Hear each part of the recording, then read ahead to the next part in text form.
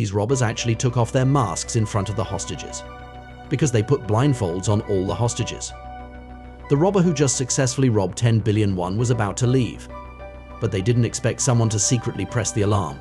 The factory supervisor curiously lifted the blindfold and took a look. The robbers actually pressed the alarm themselves. Henry walked up to him with a smile, then he took off his blindfold. Tell him not to be afraid and to look at himself. The factory manager was so frightened that he begged for mercy. After all, as long as they see the robber's face, that must be a dead end. But I don't know if these robbers have a problem with their brains. All the hostages were forced to take off their masks, and they don't mean to kill anyone. It turned out that their boss, the professor, had told them there must be no casualties in this operation. Soon the police arrived at the scene, facing the aggressive police.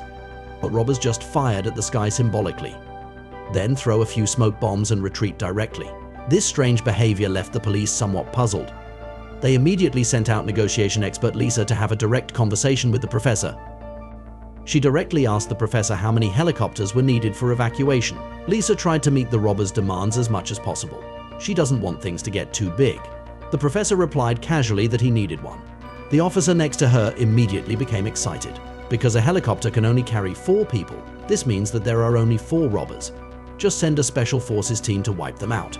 But Lisa objected, because she thought the professor might have deliberately provided false information. But it's too late. The special forces had already sneaked into the back door of the banknote printing factory. They first made a small hole in the door, then put the camera in it. As a result, the scene in front of them made everyone dumbfounded. The robbers were crowded with guns ready to go.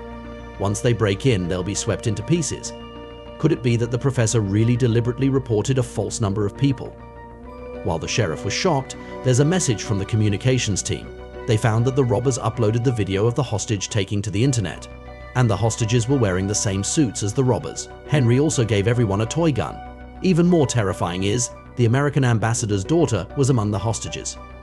This frightened the sheriff so much that he ordered everyone to retreat. The robbers were temporarily out of danger. They can finally start their real plan. That is to use this printing factory and the hijacked employees. Directly create a new batch of untraceable banknotes. The goal is to first generate $500 million